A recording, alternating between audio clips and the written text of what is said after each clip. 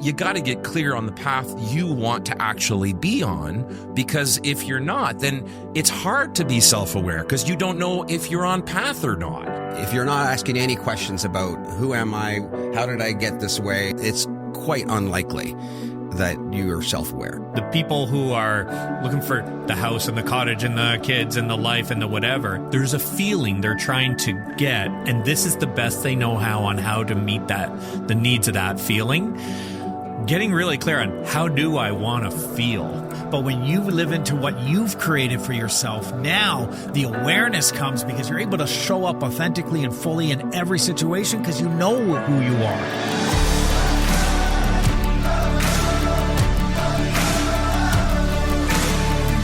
Hi, and welcome back to the Living Richly podcast. We're so glad that you've joined us again this week. We started a great conversation last time. I'm here with Rob Dale, Steve Osmond, Trefor Munn-Venn, all Rhapsody coaches on topics that we experience regularly with our clients in terms of their own growth and transformation. And you get to listen in as we continue that conversation. And we know that whether you're a leader, business leader, professional, or just an everyday person wanting to live your best life, these concepts are really going to be a benefit to you. And I thought we'd kick off the conversation today, guys, with the topic of self-awareness, the importance. Right. I thought we'd start with a light one. Was there nothing bigger? Yeah.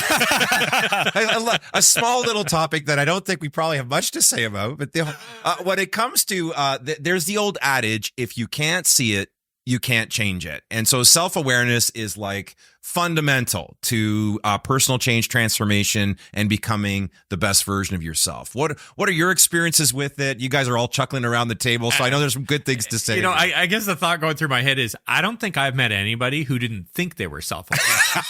Isn't that true? Yeah. Right? Yeah. And that's the problem. Right. Yeah. And so, you know, that awareness of self, we think we know us, but usually what we know is what we believe about us.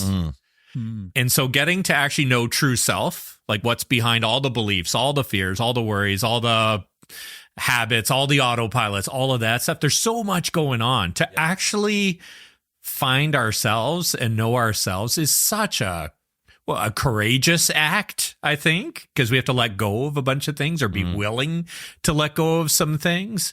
But it's also so core because you can't change what you're not aware of, what you can't see. Yeah. We call them blind spots, right? Yeah. Like, and in a lot of our work, part of it when we're working with leaders is to help them see the blind spot, right?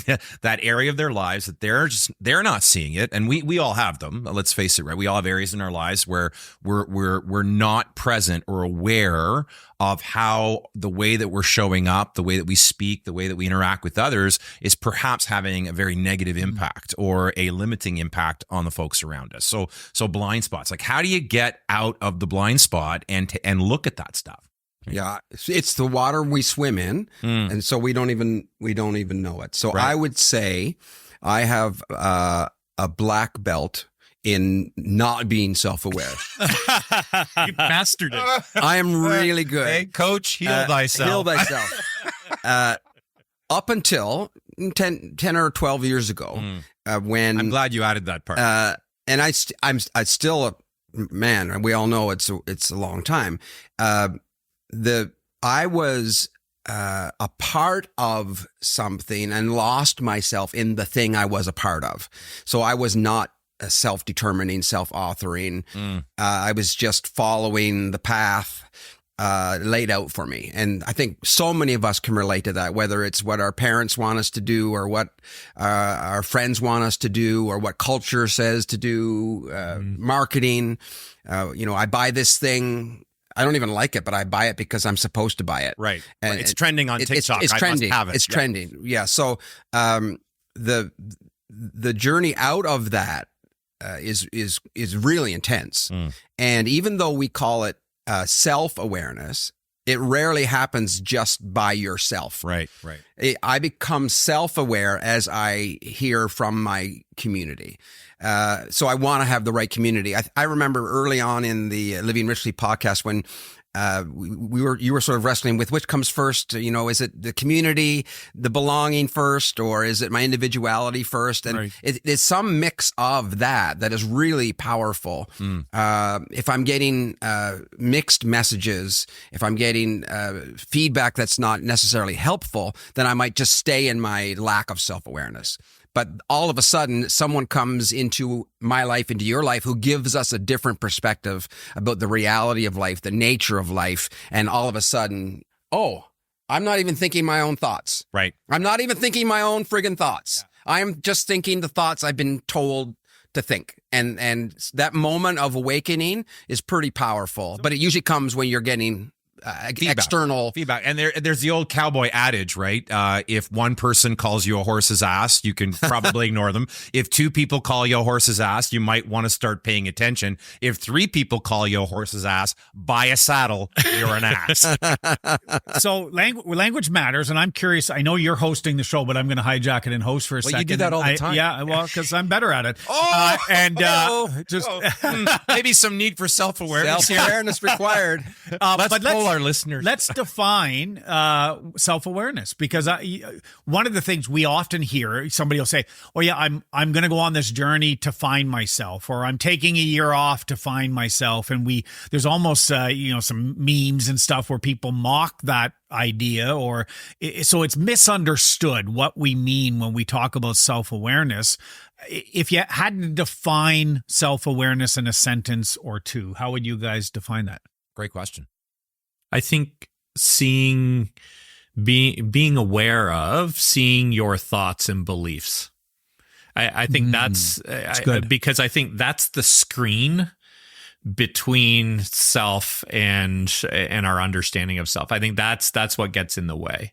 Yeah. And so to be able to be self-aware, we need to see what we're presenting and why. Yeah. And so that's a lot of different kinds of work that we need to get through. That would be maybe a starting thought. I like that. And it's almost what came to my mind as you said that is bringing the subconscious into the conscious. Yeah. And I think that's what we get to do as coaches is we all have these automatic responses to things, and you get to work with a client to kind of go, okay, let's pull one of these out. Let's take a look at it. Is that serving you? Is that serving the business? Is that how you want it to be? And if you're good, let's put it back. Yeah. But by looking at it, you just changed it, right? It's no longer an autopilot. It's now a deliberate choice to say, this is how I choose to do things. And then it's really easy to pull it back out again if you want to tweak it or adjust it. Yeah. Right. Or you look and go, ooh, this is not how I want to be doing things. This is not how I want to show up. This is not how I want to lead or act or practice or live my life. This needs some work. Now we can start to work on it. Yeah. I would say the self-aware person is a questioning person.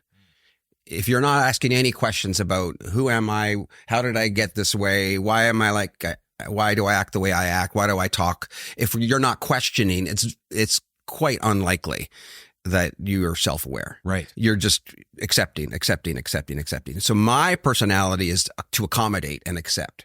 If I say I want to go to this restaurant and Eric says another one, I'm like, yep, let's go to that one. It's just by default. Yep. So that's why I have a black belt in this, is that I accommodate and instead of question. So I think for me, what is self-awareness? It's the questioning of self. How did I get this way? Yeah, I come back to it's bringing what's in the subconscious into the conscious. It's really bringing the forces that are really dictating that automatic program of our lives that lives in the shadows. It's never been named. It's never been identified. But often we're puppets, on strings of our own making, because the program, yes, we inherited some of that, but we chose to believe certain things, right?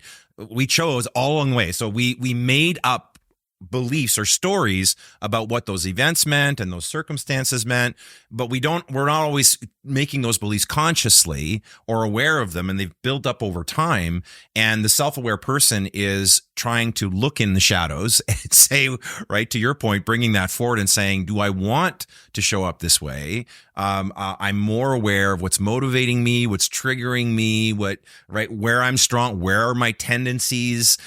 Because again, if I want to begin to shift shift any of those. I have to be able to look at it and decide whether or not I want this to continue to be part of my life. And if so, how do I want it to show up in my life versus how it's just been showing up automatically? So a client that I'm working with, wonderful people, they set these goals, and a very common goal. They wanted to be $1 million company, which is it's a great goal. Yeah. And so I'm their coach, so I'm helping them build towards that. And one year they hit 900 and something thousand, and They got a 90%. yeah, and they were so disappointed, so disappointed, and they should not. It was a very successful year, wonderful, Like year. best year like ever, best year ever. Yeah. But somehow they had this arbitrary number imposed on them of 1 million, which is a cool number. Yeah. But it had meaning to it. Like you said, this number has more meaning than it needs to have. And so we talked that through, that disappointment. Well, you had a great year, and we started to dive into, well, what really is your primary aim? Is your primary aim making $1 million, or and as we asked those questions, we found out the primary aim was not $1 million. It was freedom. Right. They wanted to be free. They wanted the business to provide a life for them where they could be free, where they owned the business and the business didn't own them. Right. But they weren't aware of that. Right. They were aware of some imposed thought. Interesting. And of course, out of that, then they created all of their systems based on this lack of awareness, all of their people they hired based on a lack of awareness, and built a whole thing, which was still really cool. Yeah. So now it's step back to the drawing board. Okay, how do we build a business that actually gets me to freedom? Right. And if it's $1 million, great, or 2 million, but that's not really the point.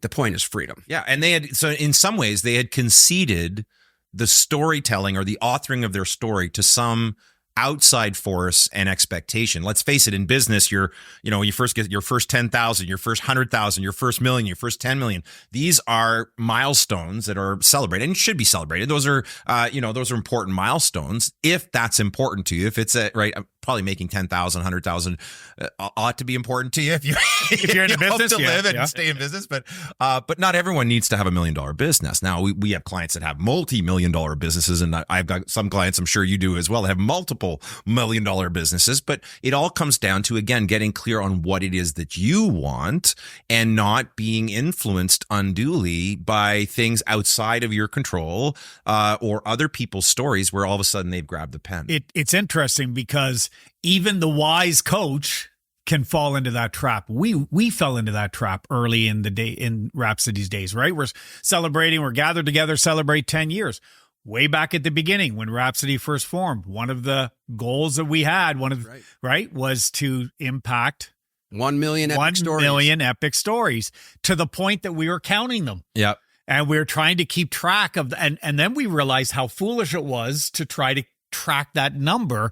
I mean, I remember in those early days, we're going to have some kind of a measure, like some kind of a metric that shows these. One of those thermometer. Thank you. Yeah, we're gonna try to show like a fundraising thermometer. Now, I don't know what it's was going to happen. Stories, right? What was going to happen once we hit 1 million epic stories? Whether we all just retired. That's right. And Good work, and we're out. But it was freeing when we changed that to, well, actually what we mean by that is a hell of a lot. Yeah, it's building the most sophisticated leaders who change the face of business. It became not this arbitrary number. It became about how we wanted to show up in the lives of the leaders that we serve and the organizations that we serve. Deeper, not wider. Exactly. Helping them. And we continue this work to this day. It's so important to us. I was just talking to a couple of business owners reached out to me for coaching this week, and they asked me why they should use Rhapsody. And I said, well, our philosophy, our focus is not just about helping you build a better business. It's fundamentally about helping you become a better leader, because the goal is, if we're helping you do both, then you're going to fire on all cylinders.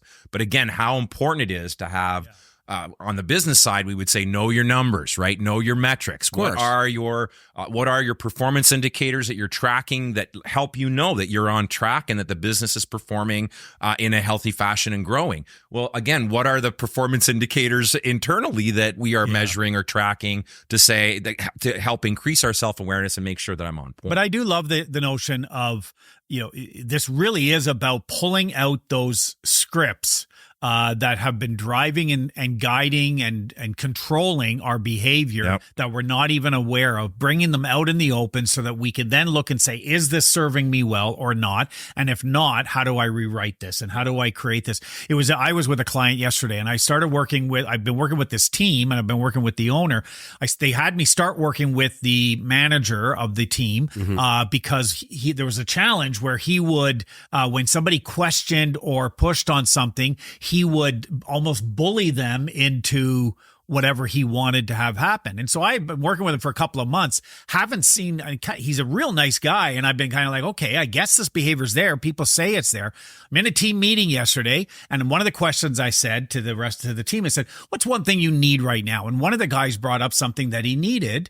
And this guy, all of a sudden, who was sitting beside him, started to kind of lean into him and go, well, that's already there. And he literally started to rise up, and he was standing like this over the, and I went, wow, and you taught him that? I thought, there it is. The art of influencing people, right? Making friends. There it is. So as soon as the meeting was over, I said to the owner and this guy, I said, hey, stick around for a few minutes. Let's just unpack this meeting.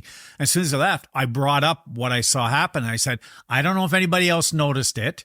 Well, sure enough, I got an email later that day. Everyone else on the team went to the owner and said, I was going to bring something up, but after he did that, I decided, no, not worth it. Wow. Right. And I saw it in action. This guy when I said to him, did you realize this is what you did and how you raised yourself, and you stood over and basically said, this is how, I didn't do any of that.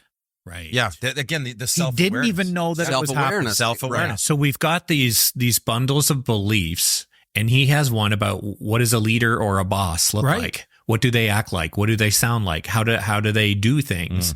And we have beliefs about everything, whether we know we have them or not. Right. And so they're playing out. And that's why it's so important to bring it out and look and say, what is it for me? Yeah. How do I want to do this? How do I want to exercise influence or choice or help people or respond to things? What do I do when I realize someone's asking for something that already exists? Right. Do I want to get aggressive or attack or accuse them? Or do I want to help them realize that there's something that they're missing, and we can connect the dots, and this organization will be better as a result of that, right? But we're all carrying those around. And so trying to get to what those are, but also where, to your point, Eric, where they came from. How did they get shaped? I mean, one of the exercises I'm doing more and more with my leaders is helping them develop a simple vision statement around the kind of leader they want to be. Yeah, that's right? powerful.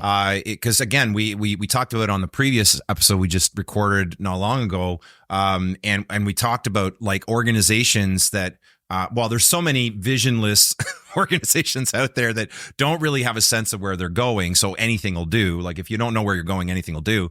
And yet there's been so much emphasis in the last 20 years or so on developing a mission, vision, values for your business, and we believe in that. We think that's really important. Although 9 times out of 10, when the exercise is completed and they've hired the consultant, or even when we do the work, it's different because we want to make sure that gets integrated into everything that they do. Because I don't care how fancy your vision statement or how not a marketing message. It's not a marketing message. I don't care how emotionally compelling your values may be. If you can't tell me what they are when I ask you, and you're not using them to make business decisions, then they're not really worth the paper they're printed on, right? But we believe that when they are used properly, when they're defined properly, and we have a sense of where we're going. But how many leaders do you know say, what kind of leader do you envision becoming? Most people can't answer that question. So when they don't have a desired path figured out or determined or identified, then again, what path are they going to follow? They're going to follow the path that they've been shown.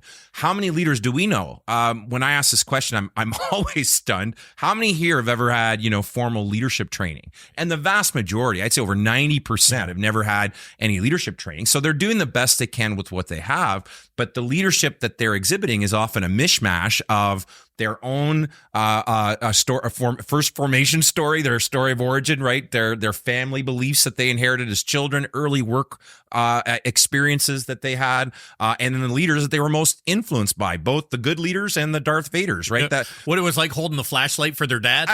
Right? That's right. Probably the first boss they had. Exactly. And it usually didn't go well. That didn't go well, right? Shine it over here, Dad. But so it's, again, I think that self-awareness is one, you got to get clear on the path you want to actually be on, because if you're not, then it's hard to be self-aware because you don't know if you're on path or not. You're just doing what you've always done, repeating the behavior you've always repeated that has probably been handed down from influences throughout your life. But it's not a self-defined life. Yeah, and the outcome is usually the evidence, like broken relationships, losing your temper, shutting down, procrastination, hiring people, firing people, just through some churn of turnover. Yeah. So the outcome is usually evidence of, something's not right here. Yeah, I would add shaming and pouting to your list. Shaming and pouting. You've seen that in me personally? Is that what you're saying?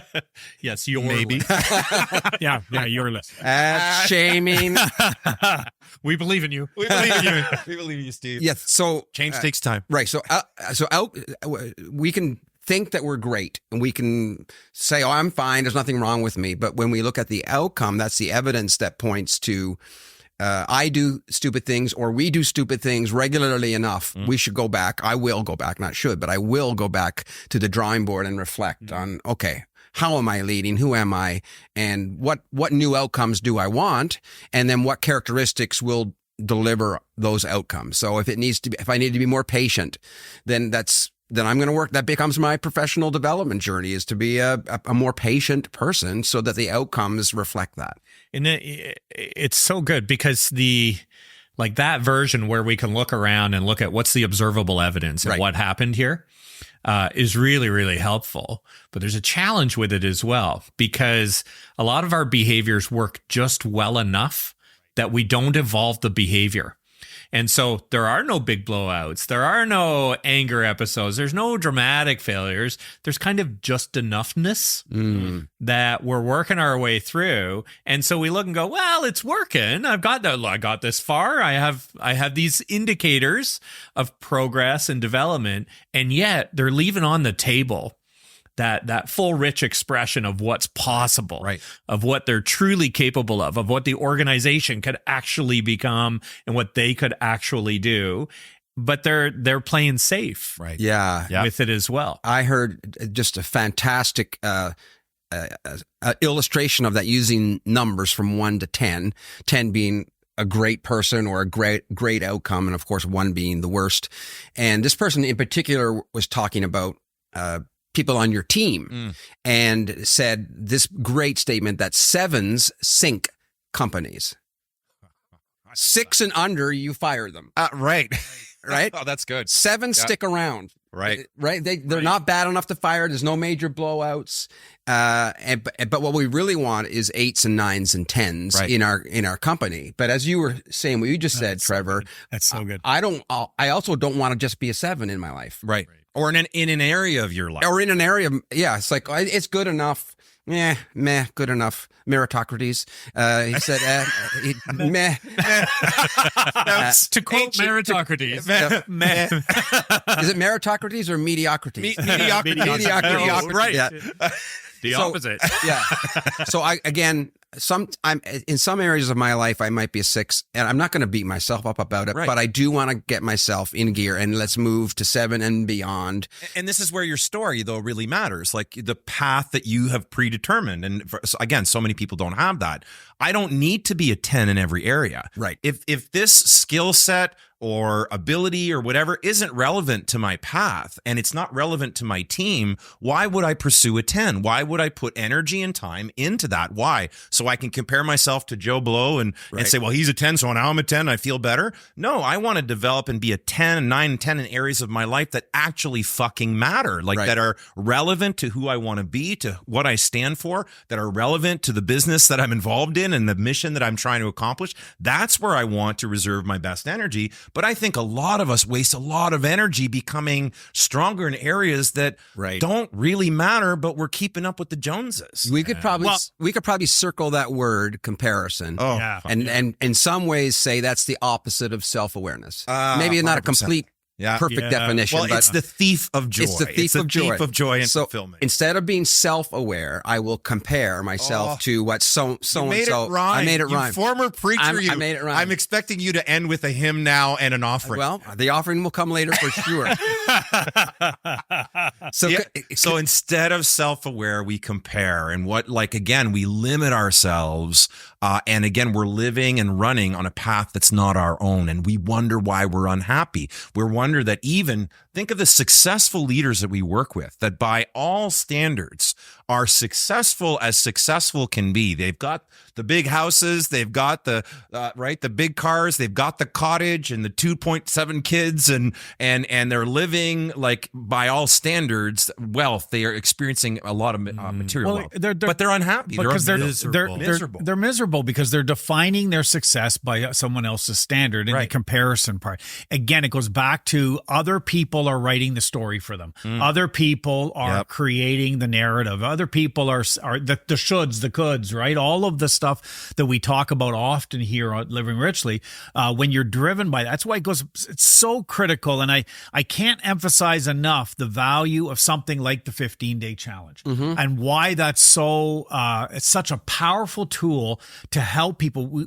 The language that is probably my favorite language in that entire program is the creating your life manifesto, that document that has got your values in it, it's got your vision, it's got all that. When you start to truly lean into what you've created for you, not what someone else has told you, not what somebody else has said you should, but when you live into what you've created for yourself, now the awareness comes because you're able to show up authentically and fully in every situation because you know who you are and what you want to show up as. I was recently preparing for a future show, and the question, part of it is what does success mean to you? And I remember sitting there and wrestling one morning, just reflecting, and I'm like, what does success mean to me, right? And it was interesting. At first, I was stumped, and sometimes these questions are hard. We avoid them because they're big questions, right? And we talked about being distracted and living in the non-attention economy, right? Where there's we have so little focus and time and attention that these big questions come along, and I should probably answer that, but my TikTok feed and my dog needs to be fed, and we're off doing a million things. But it didn't take me long. All of a sudden I said, oh no, I know what success means to me. It means loving well, being in good relationship with the people closest to me. It means living well, creating moments and experiences, again, with the people that I love the most, being well, continuing to learn and evolve and become the best version of myself, and serving well, making a difference and making an impact in people's lives. How do I know that? Because I defined it for myself. So when I'm doing those things, I'm being successful. And you didn't define it for yourself when you were answering that question. No. You had already done all that work. I'd done that work before. I could have quoted what you were about to say there because you've shared it with me, right? We shared it on the show. Maybe I should stop sharing it so much. This is something. No, I think you should share it more because you should. You should. Yeah, I you should. But I can't. I can't share it more. Yeah. Try. Yeah. I always share too much, but never enough. Oh, wait. What? But that was already there. Right. And so now when the question comes up, maybe it takes a second for it to land, but then all of a sudden you go, oh my God, I've already done all this work. Yeah. Now I can lean into this. And that's what self-awareness, you come into any situation, you come into any environment of whatever is going on. When you've done some of this work already, now you can come in, you're like, I know that's okay for me. That's not acceptable. I'm sorry, you can't speak to me that way. You can't do that. I will not allow that space in my environment. All of those things are self-awareness statements that come out of the work that you've done. Decision making is so much easier and so much faster. Oh my God. Right? The amount of time and energy true. we're putting into making decisions when we're making lots of decisions, but not actually making real choices. Yeah. Right. So it's to find the tools that we need to make those choices. We're always chasing a feeling. Right. So the people who are looking for the house and the cottage and the kids and the life and the whatever, there's a feeling they're trying to get. And this is the best they know how to meet the needs of that feeling. Getting really clear on how do I want to feel in my own skin, in my heart, in my depth, how do I want to feel? And then to say, how else could I get there? I may have tried these things already and that's not delivering. but to be aware of what's the feeling you're actually trying to get. Is it connection? Yeah. Is it peace? Yeah. Is it clarity? Is it confidence? Is it right? You could pick whatever you want. I don't have a view on what it should be for people, but to be able to get clear on what are those, that bundle of predominant feelings that I want in my life. And sometimes it's growth, sometimes it's excitement, sometimes it's adventure, sometimes it's calm, right? Like whatever that is. And to then say, what do you value? How do I get there? What are the things that do it? It's like, I don't know that I need a big house to get that. Right. I don't know that I need an RV to get that. I don't know that I need things to get that. Yeah. But again, it clears away the reflexive approaches, the beliefs we think we need in order to get those things, and gets to the heart of it. And I think that's when we start to see ourselves more clearly. Think of a unique value proposition in business, right? We work with our clients to help identify what is the unique value proposition you're bringing to the market. And by unique, we don't necessarily mean blue ocean unique, where you're bringing something that's never been done before. We know that kind of innovation in the world of business and in life is really exciting, but it's actually quite rare, right? Like it happens, but most innovation happens in products and services that people are already familiar with. It's red ocean innovation, where they're just offering it differently in a way that people aren't used to. Think of Uber as a classic example of that, right? Airbnb is a classic example of that. Every restaurant, like right? Here's what we're good at. Here's our signature dish or our approach. If you don't know what your UVP is in business, how can you possibly position yourself or market yourself in a way that makes any sense? Because you're just like everybody else. Well, how many people understand their unique value proposition as an individual? And by that, I don't mean your worth, because I've said it on the show before. You're as valuable now as you'll ever be. Right. But then I'll add, but I'm still becoming the best version of me. Right. So it's not about earning my value, earning my worth, but getting clear on, again, who I am. What do I bring to this world? Like what is important to me? How do I want to show up? When that is clear, or becoming clearer, because I'm still figuring it out as I go. Stuff that I thought was clear, all of a sudden it's like layers. It's like onions. Yeah. And Donkey would say like a parfait, because parfait has layers, right? That was my bad Shrek. There's a quote I've never heard anyone else use before. Best quote ever. Parfait has Except layers. for an ass. Except for never done it as an ass. That was an ass. Let's go back to the onion. You peel layers, and every layer makes you cry more. A parfait has layers. You have to dig through the layers. And you have to say it like that, by the way.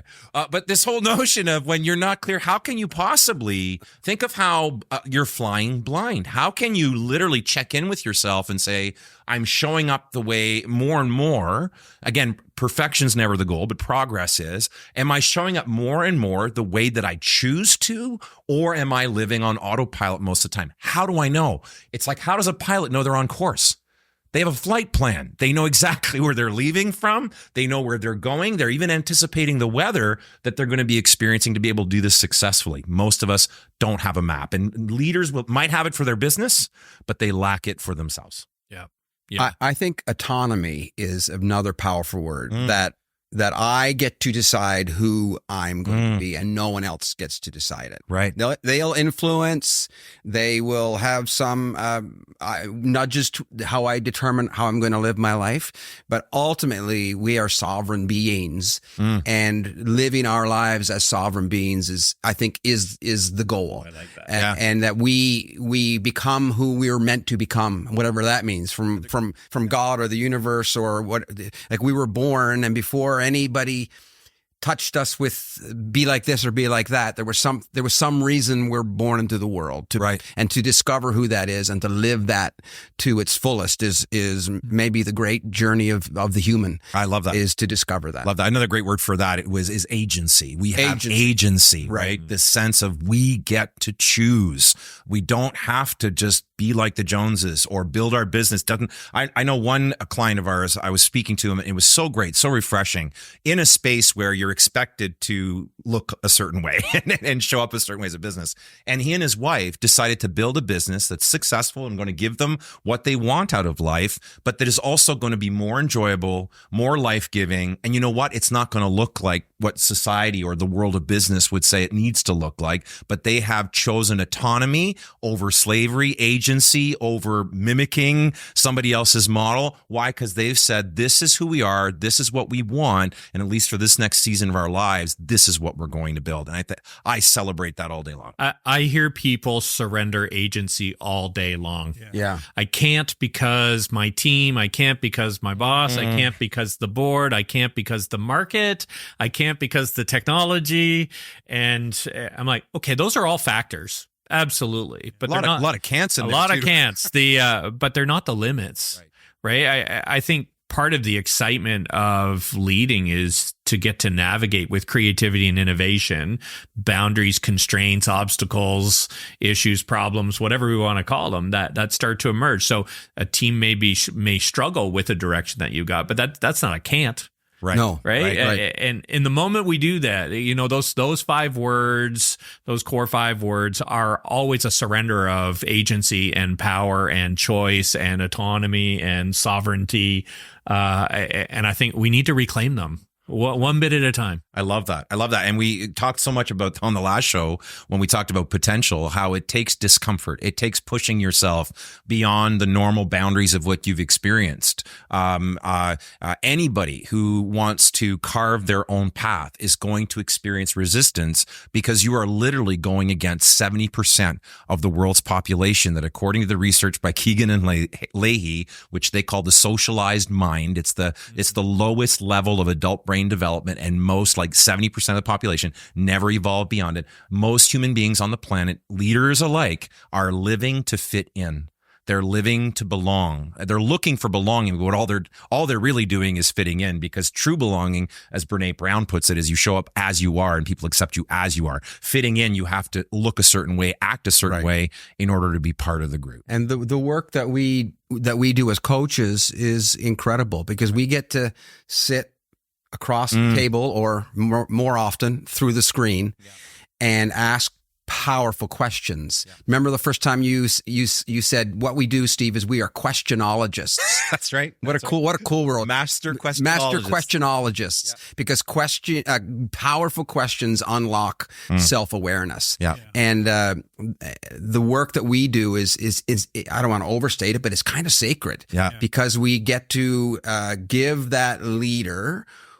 And where does the leader go? Where there's somebody's not trying to get something from them or behave a certain way, and with their coach, none of that's there. Yeah. We ask the question, and they get to explore what could be, whether that's deeply personal or what kind of business do I want to build? Right. What kind of culture do I want to have inside of the organization that I'm leading? You said I don't want to overstate it. I don't know if you can overstate it, because it is sacred, and the opportunity to do this, it is very difficult.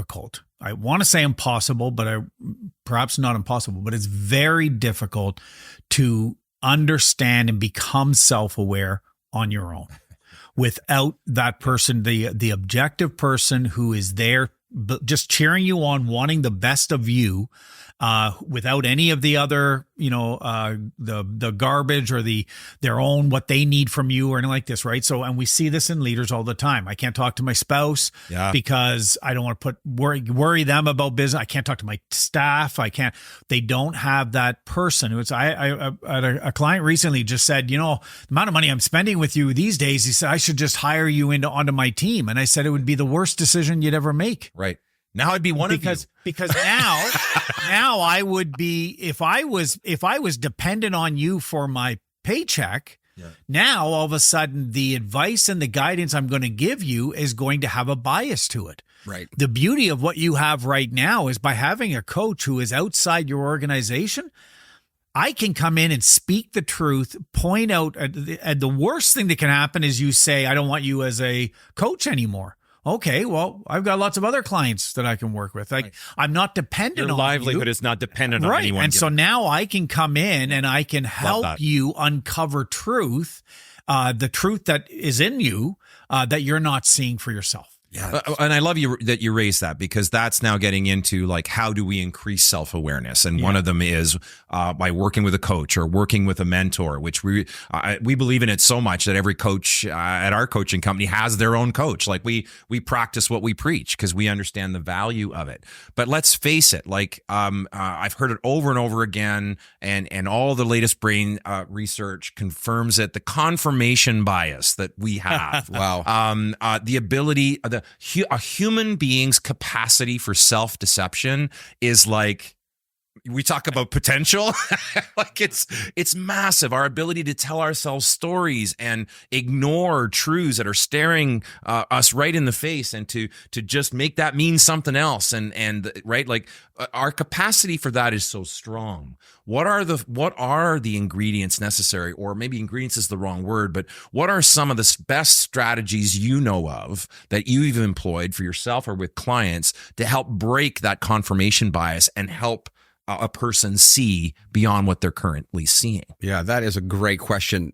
So we Next question. That's a great question. Next question. We usually, as a company, we usually start with an entry point of some assessments, which essentially are well systematized questions, really put together. So the DISC assessment, like that's a great way for people to understand, why do I do the way things I do? Why do I act so weird sometimes? Why am I so weird? Yeah. And why am I so weird around certain people? Right. Around some people, I'm so comfortable, and around other people, I shut down. So that DISC assessment is one great tool. We also have a great Rhapsody business assessment. That's right. That we've created that takes a different slant, but it does essentially the same thing. It gives the business leader or owner or executive the opportunity to step back and reflect, but not with chaotic questions. Yeah. With proven tools, with proven methodologies,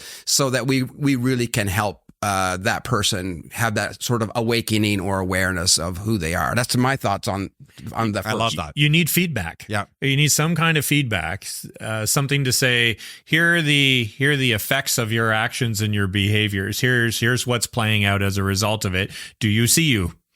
And so it's external things you can trust versus external things that have an agenda. Right. And I think you described that really, really nicely in terms of that, why it works why coaches work so well externally and can struggle internally. Not always, but the agenda goes away. Yeah. The agenda goes away. And so we do want external feedback. We want to gauge ourselves and actually see what's the level of alignment between how I see me and how this thing, which has been baselined, methodologically tested, and applied in a consistent manner, how does it see me?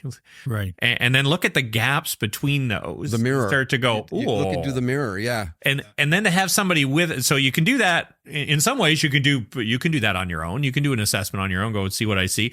Very often when people want to do an assessment on their own, the results don't become all that important later unless they are actually really highly aligned with how you see yourself, which is why having someone else there as well without the agenda, with experience, with insight, with integrity, with accountability, to walk through those conversations, to celebrate where that alignment is great and it's serving you real well, to be there with real compassion, but directness and honesty about what's working and what's not, to say that these seem like they're far apart. Let's talk about that. Yeah. What's in between those two things? Yeah. Why is that? Yeah. Right. And to be able to journey together around that, because without that feedback, it is almost impossible to get to any change. You're flying blind. I often use the analogy, and it's a little hard for most folks to understand now, this because triangulating your position using external points of reference, right. Unless you're lost and there's no cell and you have no cell service, Google will just find where the hell you are and tell you where you need to go. So, but long before we had that kind of technology at our fingertips, you had to triangulate, which meant you had to find at least one major point of reference and a second one. And from there, you could usually figure out on a map where you were. So I often use that to say, when it comes to feedback, yes, self-assessment is critical. It starts there.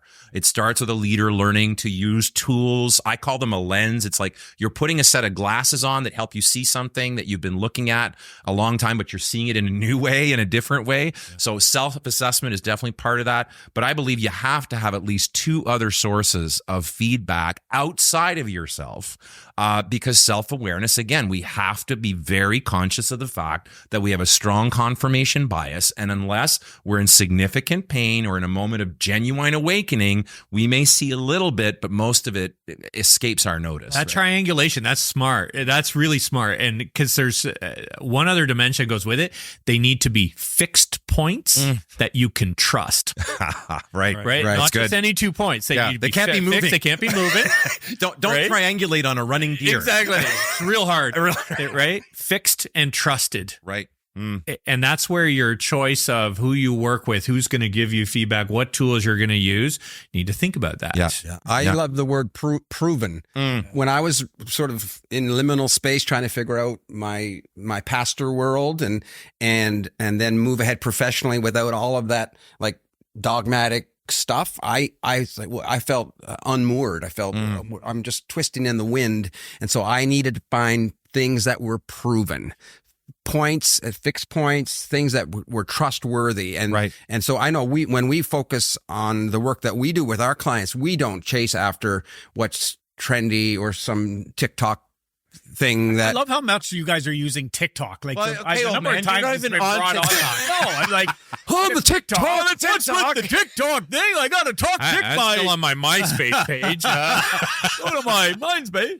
We were even chatting before the podcast about some of the tools that we use are not just decades old or hundreds of years old, but thousands of years based old. on, like, again, philosophy and wisdom that is thousands of years old. And yes, open to new and innovative. You have to stay open, of course. But I think there's an old Jewish proverb that says the wise steward knows how to bring out of the storehouse both old and new treasures. So I think the person only chases the new is missing out on time established, proven strategies for becoming a great leader and leading a great organization. I think folks that are only focused on the old miss out on all the new wisdom that's emerging. I think it's a balancing. But I think we're still in the challenge here when it comes to your biases, because even trusted, if you're biased, you're going to say, well, I can trust we see it today with news, right?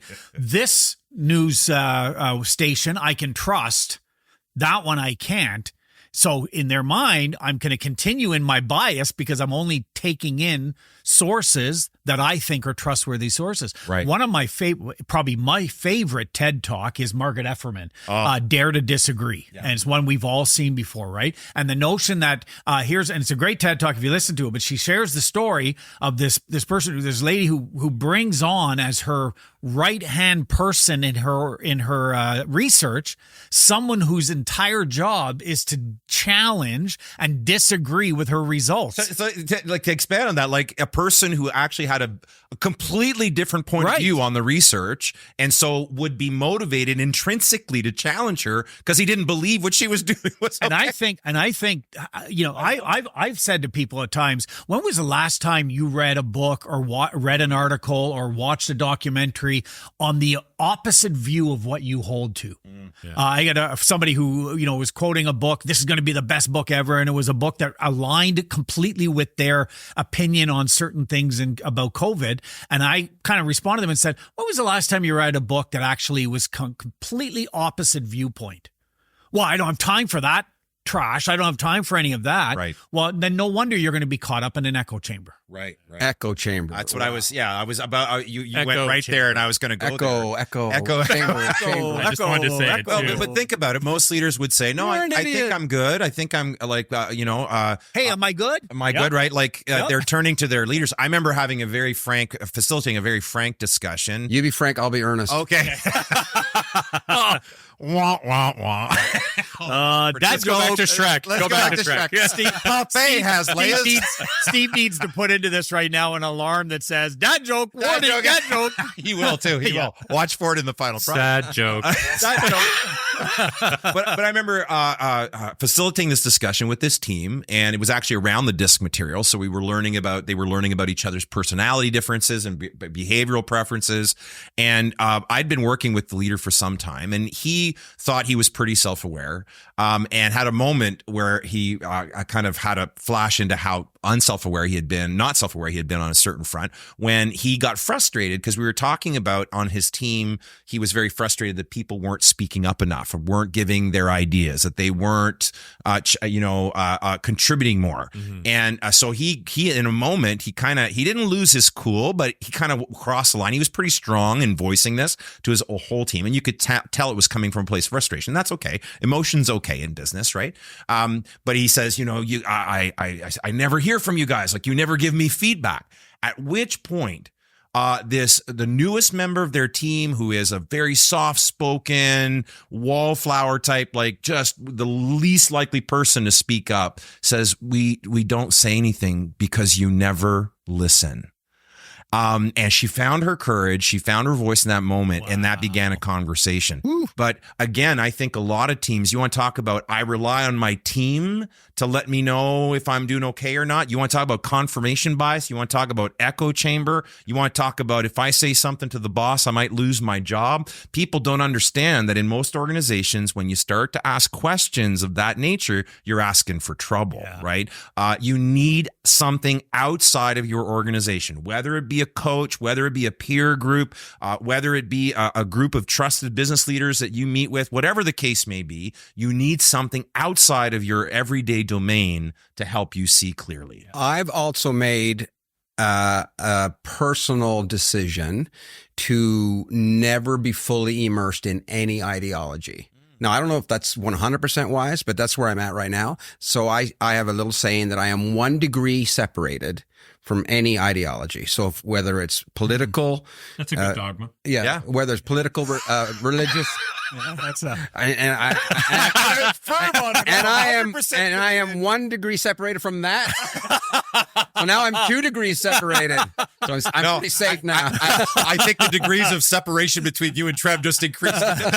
6 degrees. Because I think in that the ideologies or the echo chamber or Fox News, CNN News, whatever it's going to be, if I start getting drawn into that, so I want to maintain my agency, my autonomy, but I also am willing to say I'm not going to do that perfectly.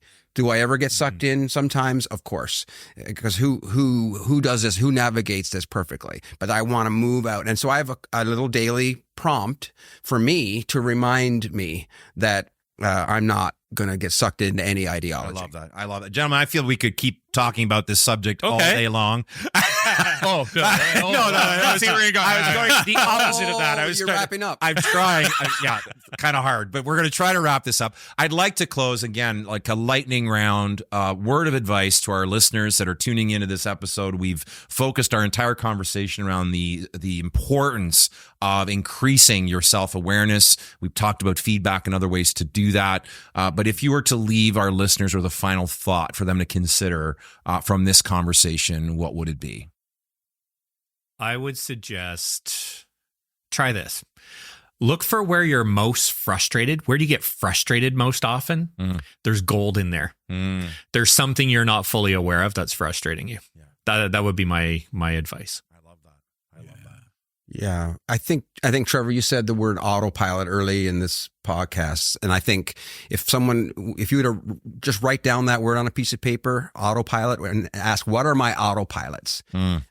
When I'm no longer driving the car, but something else, whether it's anger or fear or pride, what are my autopilots? And do reflection and journaling on that. And I think some beautiful things will be discovered. I love that. I would say be curious.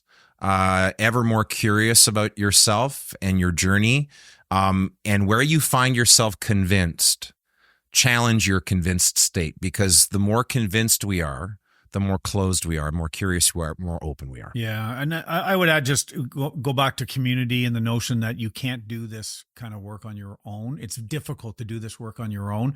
And write down on a piece of paper the names of people that you would count as your trusted sources, your connections. I did this exercise with a team that I was doing some training with recently, and it was powerful because it became real real to them when they actually put a name down and said, these are the people that I'm going to reach out to and say, I want you to hold me accountable. I want you to help me figure this out. And so I would say identify some people in your life that you can have as that inner community to help you become more self-aware. Wow. Gentlemen, this has been such an enriching conversation. Thank you for participating in it. And thanks for tuning in. We hope you've enjoyed this conversation. And as always, we encourage you to like, share, and subscribe to the show to get the word out. If you're a business leader who's listening to this episode and you've really resonated with some of the things that we have said and you're looking to take your business, your team, your leadership to the next level, do reach out. That's what we do day in and day out. We'd be happy to serve you and help you go to that next level that you're envisioning. We also encourage you to go to our website, livingrichley.me, where you can find great information on two things. One is the 15-day Life Vision Challenge, which actually the subject of which we keep coming back to, which is getting clear on who you are and what you stand for.